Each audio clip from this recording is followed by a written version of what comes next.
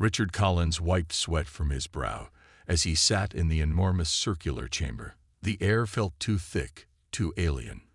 Around him, 37 different species from across the galaxy watched the central podium, where Ambassador Krell of the Varaxian Empire stood speaking. Collins was the only human in the room. "These humans," Krell said, his 3 pairs of eyes blinking in sequence, "are dangerous. Their technological growth is unprecedented. In just 1 century, they advanced from primitive flight to landing on their moon. Their wars are constant. Their weapons grow more deadly each year." He paused for effect.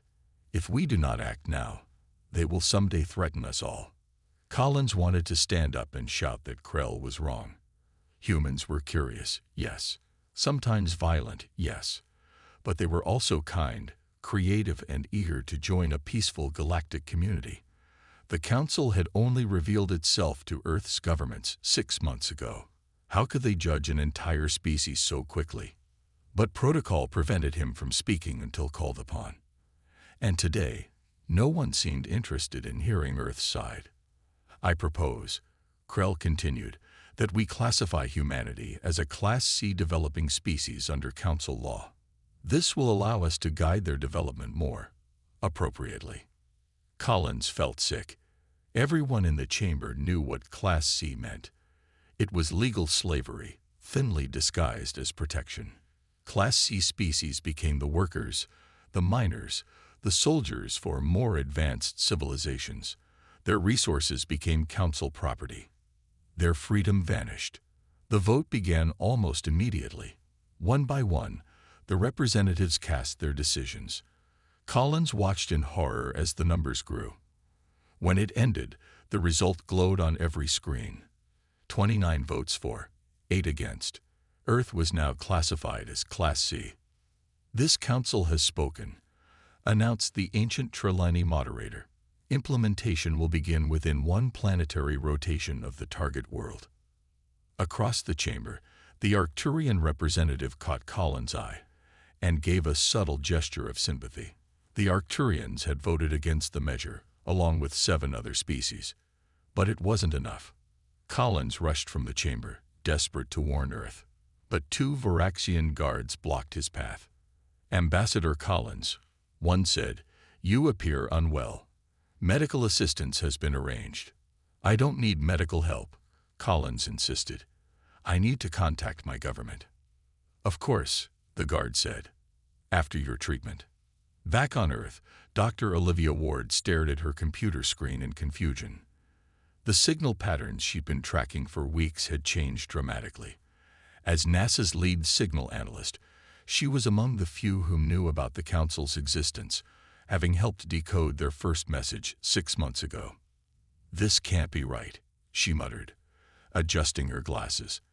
The energy signatures approaching Earth were massive, much larger than the diplomatic vessels they'd seen before. Her phone rang. It was Frank Peterson from Military Intelligence. "Ward, are you seeing this?" His voice was tense. "The approaching ships?" "Yes, 3 of them, much bigger than." "Not just that," Peterson cut in. "We got reports of abductions. Coastal towns, mostly. People vanishing without a trace." Olivia felt a chill. "When did this start?" "About 12 hours ago. Same time we lost contact with Collins." The secure line on her desk lit up. "I have to go, Frank. The President is calling." Minutes later, she found herself in a video conference with the Joint Chiefs of Staff, Peterson, and Navy Captain Alan Mitchell, a stern-faced man she'd never met before. The President looked grave. "Dr. Ward, what are we dealing with?" "Sir, the ships approaching are not like the diplomatic vessels we've encountered. They're warships based on their energy signatures." Captain Mitchell spoke up. "So the talks failed." The President nodded. "We've had no contact from Ambassador Collins for 16 hours. We must assume the worst." "We need a plan," Peterson said. "And fast." No one noticed as Olivia's computer beeped softly. On the screen, a message appeared. "KOMCLVOT. Earth Classified C status. Resistance useless. Prepare for integration. The timer beside it showed less than 30 days. 3 days later, the Varaxian ships appeared in Earth's skies. They hung above major cities, New York, Beijing, London, like dark clouds blocking the sun. People filled the streets, some crying, others taking photos, many just staring up in disbelief. Every screen on Earth suddenly showed the same image: a tall, six-eyed alien with grayish-blue skin.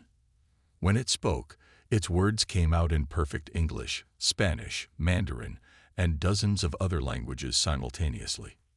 People of Earth, I am General Drask of the Varaxian Fleet. The Galactic Council has classified your species as Class C developing. This is an honor. You will now receive guidance from superior civilizations. The alien's mouth formed what might have been a smile. You have 30 days to prepare for integration. Resistance will result in pacification. This is our mercy. The broadcast ended. Chaos erupted worldwide. In the White House Situation Room, Dr. Olivia Ward replayed the message for the 5th time. She pointed to a pattern in the background static. There. That's not random noise. It's carrying extra data, probably instructions to their ground forces. Ground forces. Captain Mitchell leaned forward. You think they're already here? Frank Peterson nodded. The abductions. They're studying us, preparing for full invasion. The president looked grim. Options. Sir, Captain Mitchell said, direct military action would be suicide based on their technology level. But he hesitated. Speak freely, Captain, the president urged. We might be able to capture one of their smaller craft. Dr. Ward detected several scout ships entering atmosphere near the Arctic Circle. If we could study their technology. Do it, the president ordered. Whatever resources you need. 48 hours later, Lieutenant Grace Hoffman and her Special Forces team crouched in the snow near Baffin Island. Their white camouflage blended perfectly with the frozen landscape. Through her binoculars, Hoffman watched a small alien craft hover above the ice, collecting samples. Target confirmed, she whispered into her radio. 2 occupants visible. Deploying EMP on my mark. The plan was simple but dangerous. Use a focused electromagnetic pulse to disable the ship's systems, then capture the crew before they could call for help. If they failed, the aliens would know humans were fighting back. 3, 2, 1. Mark. The EMP device fired with a soft whump. The alien ship wobbled, then dropped 20 feet before catching itself. Its lights flickered. Move, move, move, Hoffman ordered. Her team raced across the ice. The alien ship tried to rise but couldn't gain altitude. A hatch opened on its side, and an alien emerged, raising what looked like a weapon. Hoffman fired first. Her specialized tranquilizer dart hit the alien in the neck. It staggered, then collapsed. The second alien remained inside the ship, frantically working controls. Second target still active, reported Sergeant Ryan. Deploy flashbangs, Hoffman ordered. 2 stun grenades sailed through the open hatch. Even from outside, the team heard the distinctive bang. Moments later, Hoffman led 3 soldiers into the ship. They found the second alien unconscious at the controls. Targets secure. Ship secure, she reported, requesting immediate extraction. Back at a secret facility beneath a Wyoming mountain, Dr. Ward could hardly contain her excitement as the alien ship was wheeled into the hangar. This is remarkable, she said, running her hand along its smooth hull. The material doesn't even feel like metal. Paul Rodriguez, a linguist brought in to help communicate with the aliens, studied the strange symbols on the control panel. This writing system is unlike anything I've seen before. One of the captured aliens was regaining consciousness in a secure medical bay. Its 6 eyes blinked in different patterns as it looked around. Where? This place. It asked in broken English. Rodriguez leaned forward. You speak our language. All council species learn basic communication of primitive worlds, the alien said. I am Zex, scout class. You make big mistake. Voraxians will destroy you for this. Captain Mitchell crossed his arms. They were already planning to enslave us. I'd say we have nothing to lose. Dr. Ward stepped closer to the containment field. Why did the council vote against us? We've done nothing to threaten you. Zex made a clicking sound that might have been laughter. Humans not understand. Council not about fairness. Council about power. And humans have something Voraxians want very much. What's that? Peterson asked. Your world, Zex replied. And soon, your bodies for labor. Dr. Ward spent hours studying the alien ship's control systems. She noticed something odd. The controls seemed designed for beings with 6 fingers, but Zex only had 4 on each hand. This ship wasn't built by your people, was it? She asked Zex, who was now kept in a comfortable but secure room. No. Voraxians take technology from many species. Ship is Trelawney design. Controls modified. Zex's multiple eyes blinked in sequence. This council way for centuries. Advanced species rule. Others serve or die. Paul Rodriguez had been documenting everything Zex said. Tell us more about the council's history. Council began as Peace Alliance 5,000 years ago. Now is Empire. 37 species. Hierarchy strict. Top species make rules. Middle species enforce. Bottom species work. Die. Repeat. Zex made a strange sound. Humans would be bottom. Very bottom. Frank Peterson entered the room carrying a tablet. We've translated some of the data from the ship. There's a list of resources each council member receives from Class C planets. He showed them the screen. These numbers are staggering. Entire planets stripped of minerals, oceans drained of rare elements. Who profits most? Captain Mitchell asked. The Voraxians, Peterson replied. They control most of the mining operations. And look at this. He swiped to another screen. The council representatives who voted to classify Earth. Most receive direct payments from Voraxian mining guilds. Dr. Ward turned to Zex. It's corruption, then, not protection. Zex's body tensed. Truth is dangerous. Voraxians kill for less. Why Earth? Rodriguez asked. There must be other planets. Earth special. Water-rich. Many minerals. Perfect combination for starship fuel. Zex pointed to a blue crystal embedded in the wall of the captured ship. This crystal powers faster than light travel. Very rare. Made from materials found on Earth in abundance. Meanwhile, in another lab, scientists were trying to understand how the aliens control their captives. They had found strange devices in the scout ship, small discs with needle-like protrusions. Neural dampeners, Zex explained when shown an image. Put on neck of slaves. Connect to brainstem. Make obedient. The aliens seemed amused. But strange thing about humans. Your brain's different. General Drask very angry. Dampeners not work well on humans. What do you mean? Dr. Ward asked. Human brain waves too. Chaotic. Unpredictable. Other species. Brain patterns similar. Easy to control. Humans resist even with dampener. Is why Voraxians take many test subjects. Try to solve problem before full invasion. Captain Mitchell and Lieutenant Hoffman exchanged looks. That's why they've been abducting people, Mitchell said. They're experimenting on them. How many have they taken? Hoffman asked. Peterson checked his data. Reports suggest at least 200 worldwide. Dr. Ward stared at the neural dampener, an idea forming.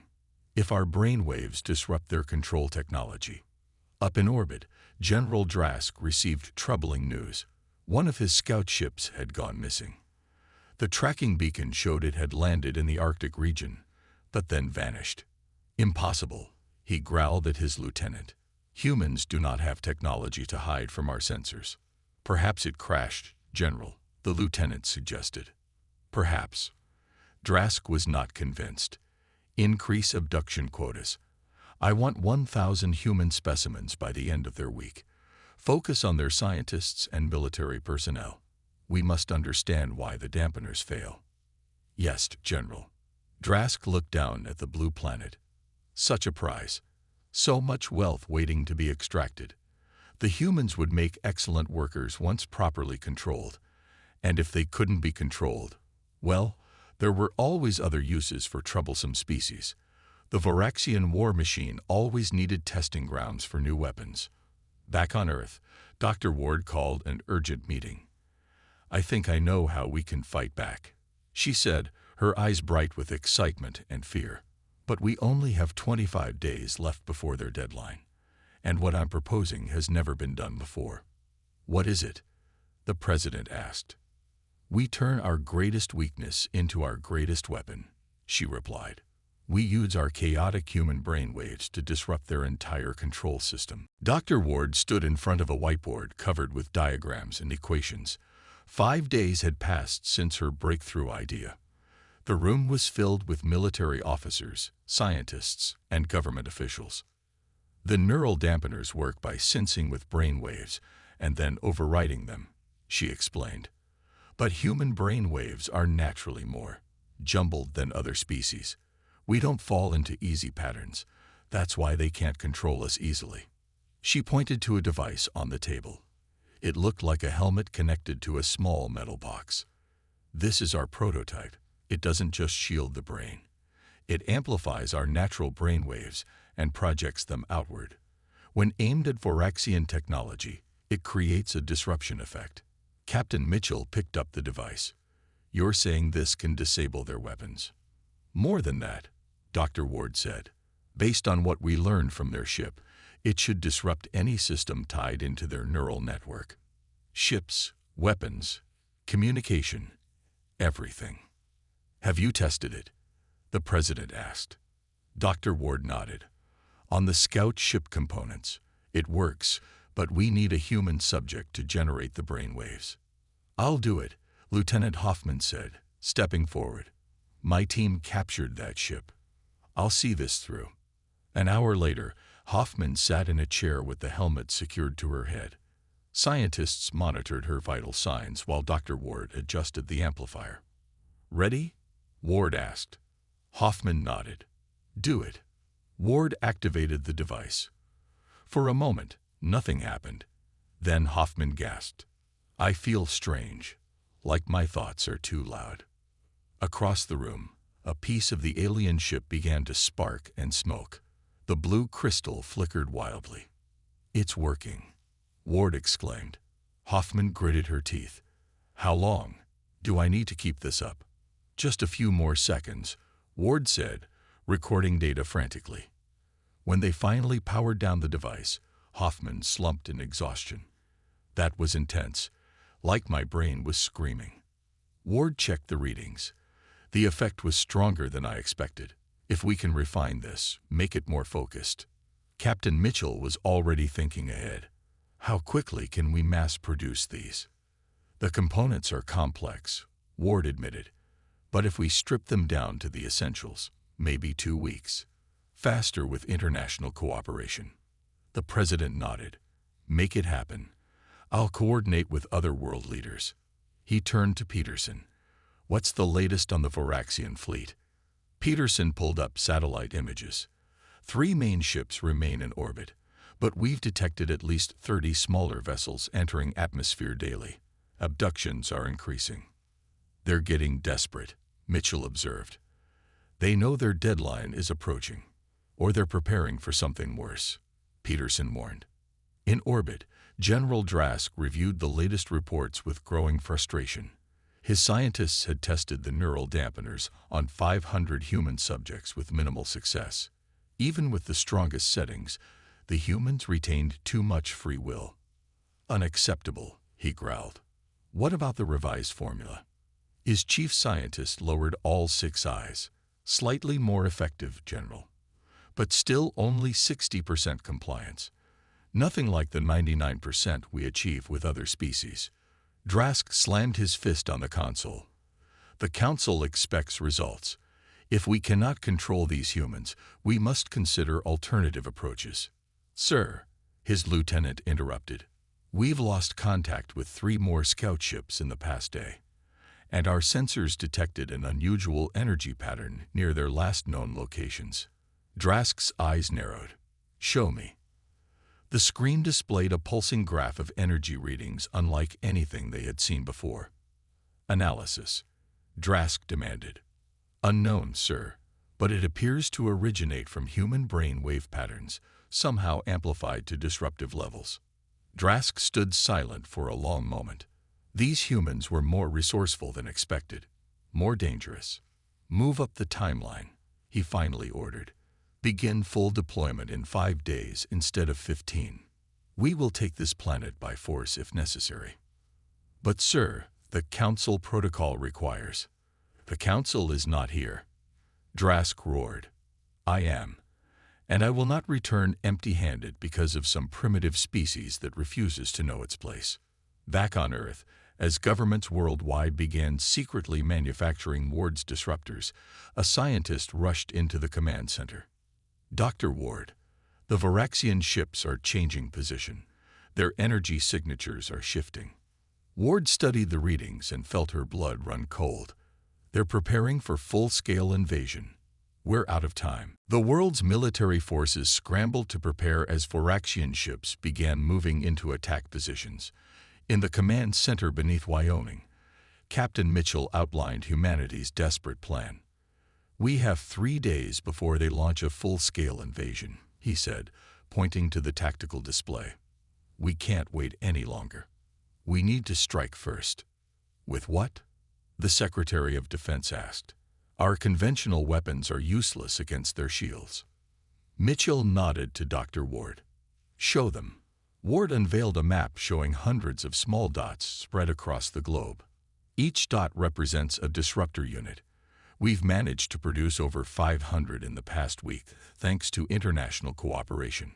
The plan is simple, Mitchell continued. We outfit our best pilots and special forces teams with these disruptors. Lieutenant Hoffman will lead a strike team to infiltrate their command ship while we launch a coordinated attack on their smaller vessels. It's a massive risk, the president said. If we fail, they'll retaliate with everything they have. If we do nothing, we become slaves, Mitchell replied. At least this way, we choose our fate. The final decision came down to a simple vote. Every military leader, every scientist, every advisor in the room raised their hand in support of the counterattack. 2 days later, as dawn broke over the Pacific, Lieutenant Hoffman and her team boarded a modified stealth helicopter. Each soldier wore a disruptor unit integrated into their helmet. Remember, Hoffman told her team, our mission is to reach their communication array and broadcast the evidence of Council violations that Peterson uncovered. If we succeed, we expose the Varaxians to the entire Council. Captain Mitchell led a separate operation. 50 jets, equipped with disruptors and modified missiles, prepared for launch from bases worldwide. Their target, the smaller Varaxian ships conducting abductions. Dr. Ward remained in the command center, monitoring the disruptor frequencies. The Varaxians will try to adapt, she warned Mitchell over the comm. I'll adjust our frequencies to counter them, but there will be delays. Understood, Mitchell replied from his jet. We'll have to move fast. At exactly 600 hours, the attack began. Human jets rose from bases across the globe, their disruptors activated. The effect was immediate. Varaxian scout ships faltered, their weapons systems going offline. The aliens had expected surrender, not resistance. Mitchell led his squadron directly at a cluster of scout ships near San Francisco. Disruptors at full power, he ordered. Fire only when you have confirmed system failure.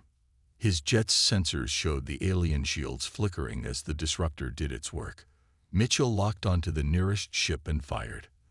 The missile struck true, causing the scout ship to spiral toward the ocean. Direct hit, he reported. Similar successes came in from teams worldwide. Meanwhile, Hoffman's team approached the main Varaxian command ship using a captured scout vessel. The ship's ID codes, stolen from their earlier capture, allowed them to dock without immediate suspicion. Disruptors on standby. Hoffman whispered as they prepared to exit. "Activate on my mark." They moved through the alien ship's corridors, encountering little resistance at first. The few Varaxian crew they met were quickly subdued as the disruptors disabled their weapons and communication devices. "This is too easy," Sergeant Ryan muttered. He was right. As they approached the central section of the ship, they met heavy resistance. A dozen Varaxian soldiers opened fire. "Disruptors to maximum," Hoffman shouted. The team's devices surged with power. The alien weapons sputtered and died, but Hoffman noticed something alarming. The effect didn't last as long as before. "They're adapting," she warned into her comm. "Dr. Ward, they're finding ways to shield against our disruptors." In the command center, Ward frantically adjusted algorithms. "I'm sending new frequency patterns. Download them now." Across Earth, the human forces began encountering the same problem. The initial surprise of their attack was wearing off. Varaxian ships were adapting, their systems coming back online faster after each disruption. On the command ship, General Drask watched the battle with growing rage. These humans were more than troublesome. They were dangerous. He opened a channel to all his forces. "Begin the bombardment," he ordered. "Target their major cities. If we cannot control them, we will break them." The first energy beam struck Washington, D.C., carving a smoldering path through the city center. More beams followed, targeting capitals worldwide. Earth's counterattack had begun with hope, but now faced a desperate race against extinction. As energy beams struck Earth's cities, Lieutenant Hoffman and her team fought their way deeper into the Varaxian command ship. 3 of her soldiers had fallen, but the rest pressed on toward the communication center. 200 meters ahead, Sergeant Ryan reported, checking the ship schematics they had studied. Hoffman activated her comm. "Dr. Ward, we're almost at the target.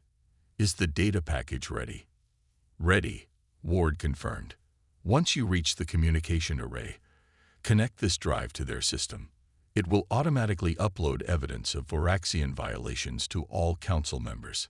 The package contained everything: recordings of Zex explaining the corruption, proof that the Varaxians had begun abductions before the official deadline, and evidence that General Drask had falsified reports to the Council about human aggression. Meanwhile, across the galaxy, the Arcturian representative received an urgent message. Ambassador Richard Collins had finally been found, drugged and hidden away after the Council vote. Now recovered, he demanded an emergency Council session. The vote was corrupted, Collins told the Arcturian.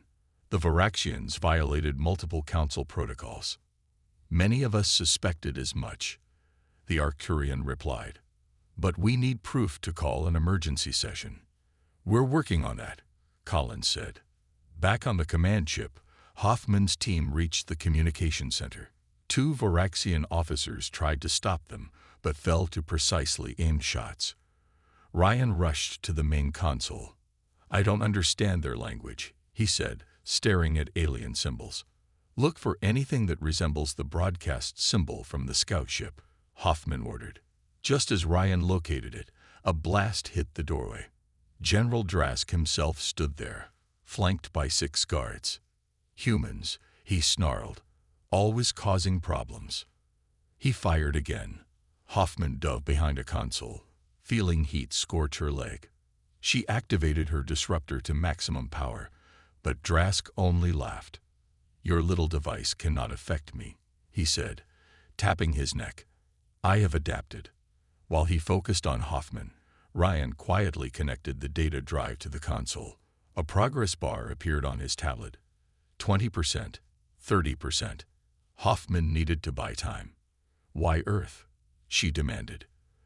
"There must be other planets with what you need." "None so perfect," Drask replied. "Your world has everything: water, minerals, and a workforce of billions. The profit will make me the richest being in the Council." 60%, 70%. "The Council won't let you get away with this," Hoffman said. "You've broken their rules." Drask laughed. "The Council sees what I want them to see. By the time they learn the truth, Earth will be a mining colony. 90%, 100%. Upload complete, Ryan whispered. Drask's communicator suddenly buzzed. He answered it, then his expression changed from confidence to shock. Impossible, he roared. Across the galaxy, every council member received the data package. They watched Zex's testimony, saw the falsified reports, learned of the premature abductions and the bombardment of Earth cities, all violations of council law. The Arcturian immediately called for an emergency session. Other members quickly agreed. Ambassador Collins addressed the hastily assembled council. "You were deceived," he told them. "Earth never threatened anyone. The Varaxians wanted our resources and manipulated you into giving them legal cover for invasion." The Trelawney moderator turned to the Varaxian representative. "Is this true?"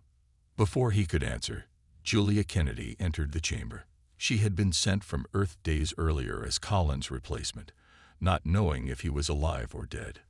"I'd bring new evidence," she announced. "The Varaxians have begun orbital bombardment of our cities. Thousands are dead. This violates even the Class C protocols you established." The council erupted in anger. The Arcturian stood. "I move that Earth be immediately reclassified as a sovereign world and all Varaxian forces be ordered to withdraw." "I second," called the Trelawney. The vote was swift. 33-4. Earth was free. On his command ship, General Drask received the council's order to withdraw. His officers looked to him for direction. "No," he said simply. "I've come too far. The council is not here. Only we are. Continue the attack. Earth will be mine, regardless of their decision." Hoffman, still facing Drask in the communication center, saw the fury in his eyes. "You've lost, General," she said. "Stand down." Drask raised his weapon. "I will never surrender to lesser beings." Drask fired at Hoffman, but she rolled away just in time. The blast hit a console instead, sending sparks flying. Sergeant Ryan grabbed a fallen Varaxian weapon and shot back, forcing Drask to take cover. "We need to get off this ship," Hoffman told her remaining team members. "Drask won't obey the Council's orders."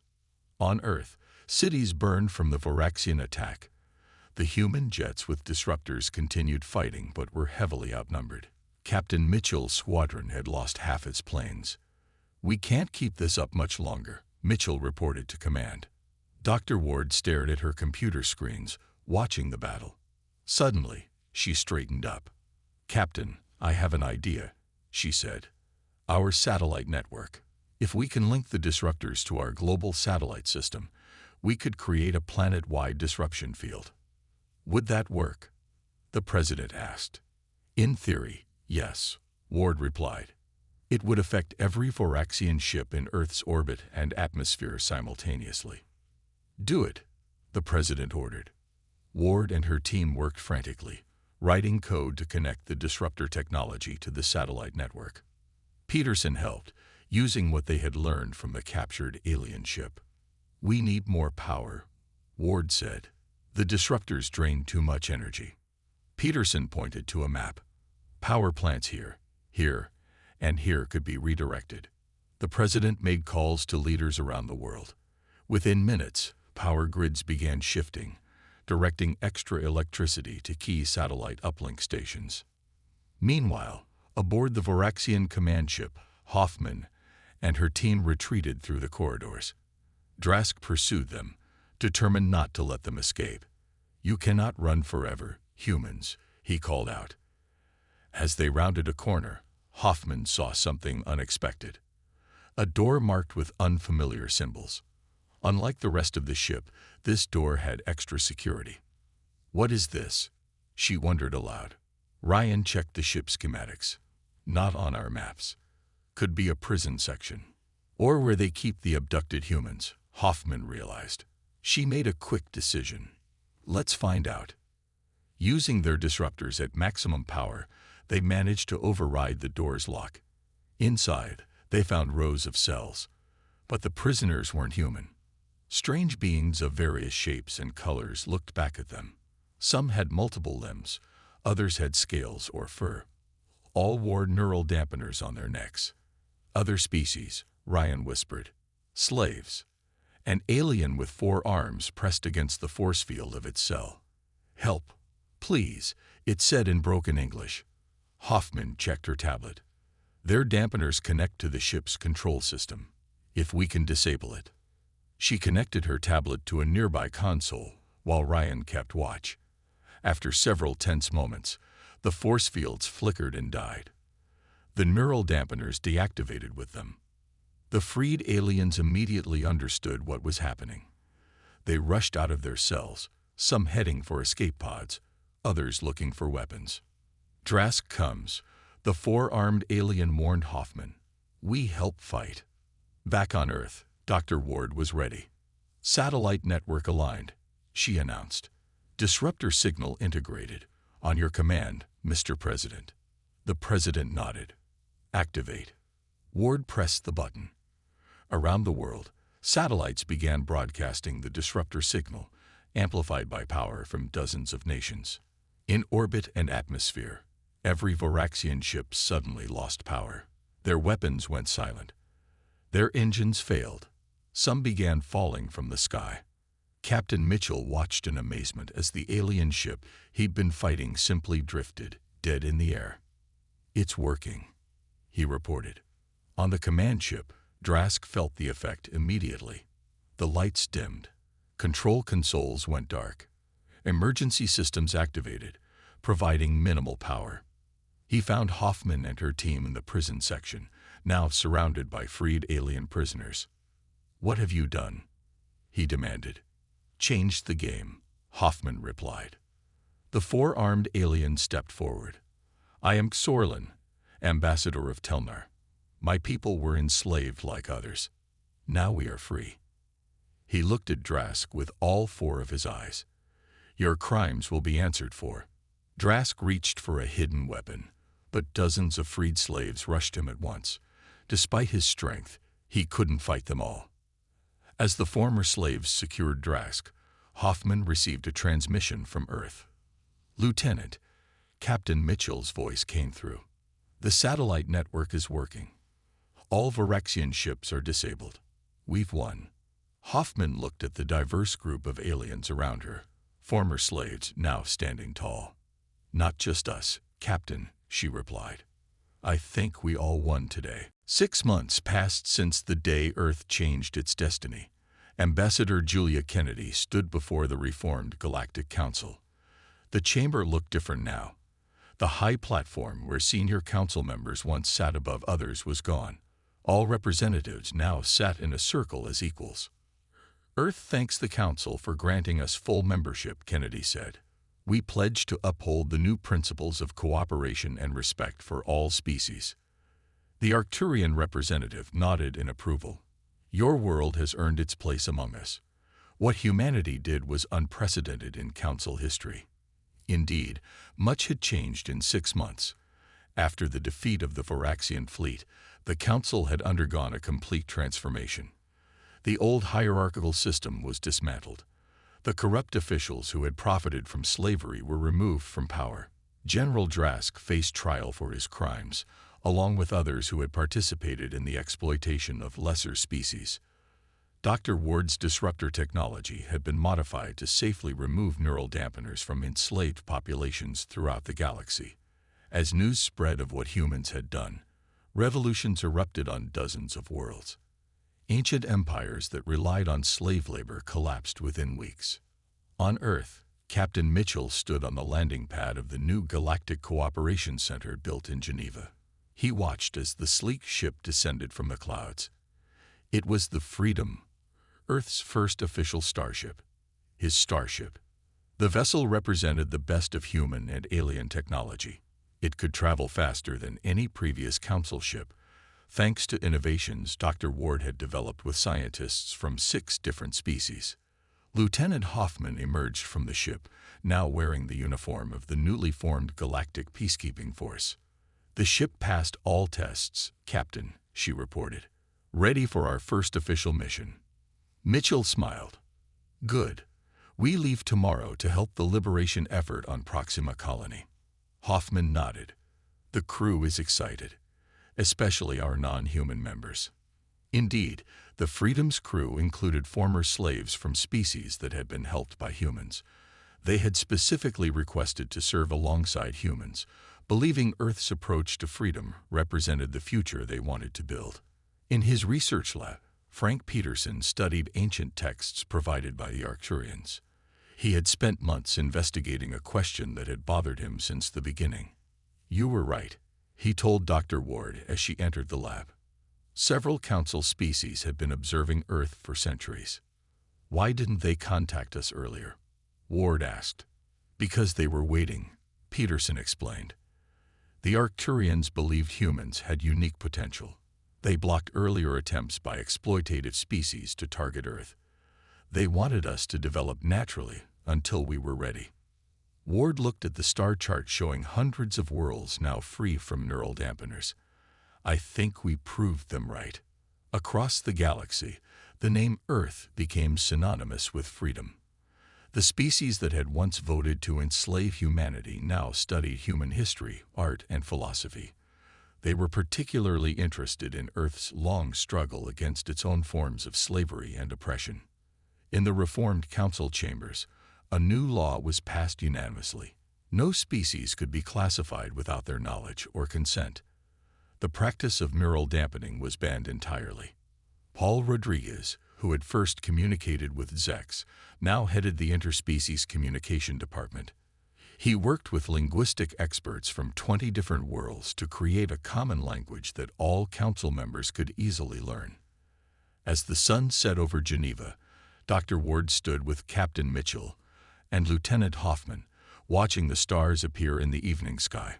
"It's strange," Ward said. "6 months ago, we saw those stars and felt alone and threatened. Now we know they're filled with friends. And former slaves who see us as liberators," Hoffman added. Mitchell nodded toward the Freedom, gleaming under floodlights. "Tomorrow we take the next step, helping others who still need freedom." Ward smiled. "The Council voted to enslave humanity. Instead, we ended slavery across the galaxy." "We changed the game," Hoffman said. Mitchell looked up at the stars, now full of possibility rather than threat. "No, we created a whole new one."